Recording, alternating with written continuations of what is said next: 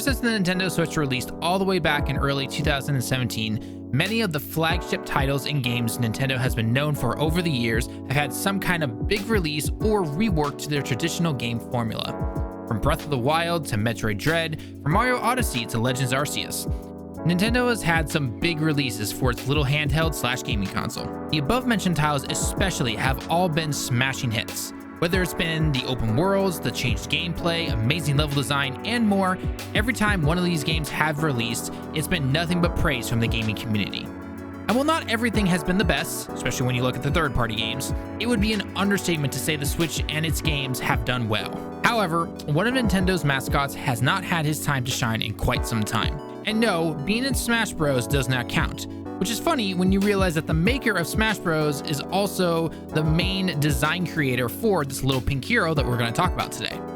Enter Kirby, a big balloon that can inhale everything he sees, and in this game, I mean literally everything.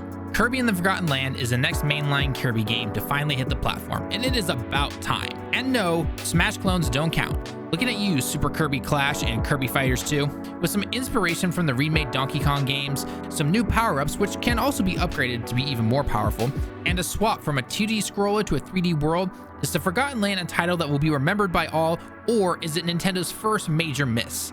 Well, we're here to talk about it today and see what this little pink hero has in store for us. What's going on, gamers? Tallen here again with 5 Night Gaming Direct, and today we're going to give you our first impressions of Kirby and the Forgotten Land. If you enjoyed the video, make sure to hit the like button and help us climb the algorithm mountain by subbing to the channel, just like our latest explorers, Dina Meza, Rose, and Boyo Banjo. Thank you so much for the amazing support. All right, with the introduction finished, on to the video.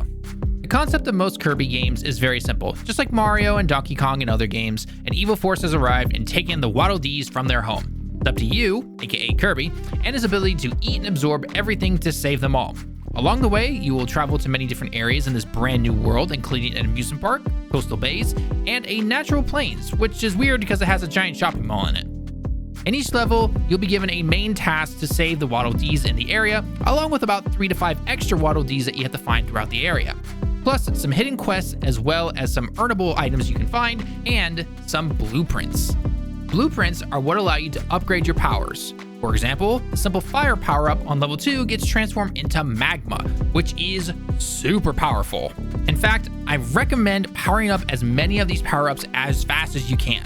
How do you do this? Well, as you progress through the game, a new town will begin to populate depending on how many of the Waddle Dees you have saved.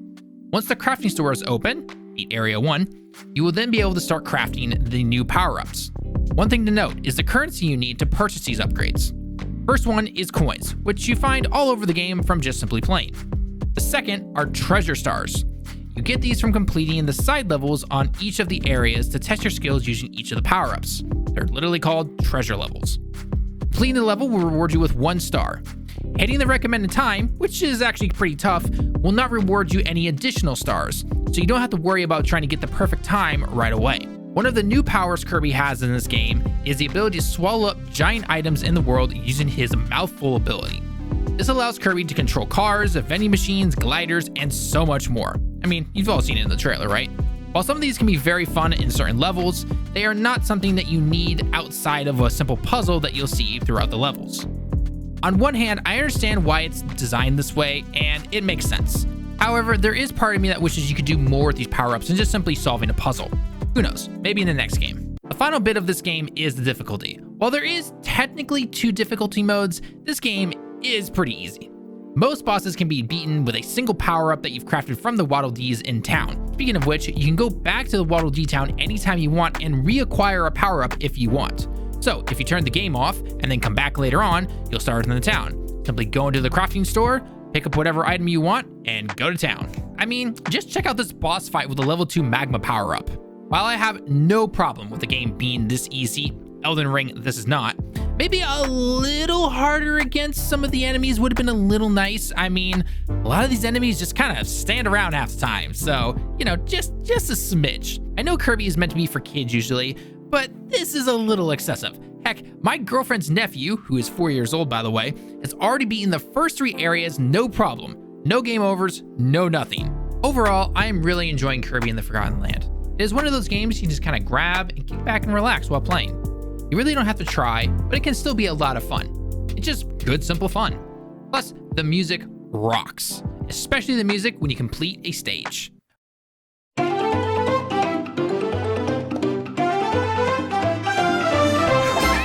Well, it may not be the most challenging game like Elden Ring, or the longest game like Elden Ring. Hey, everyone's playing Elden Ring, okay? We have to reference the hype games here.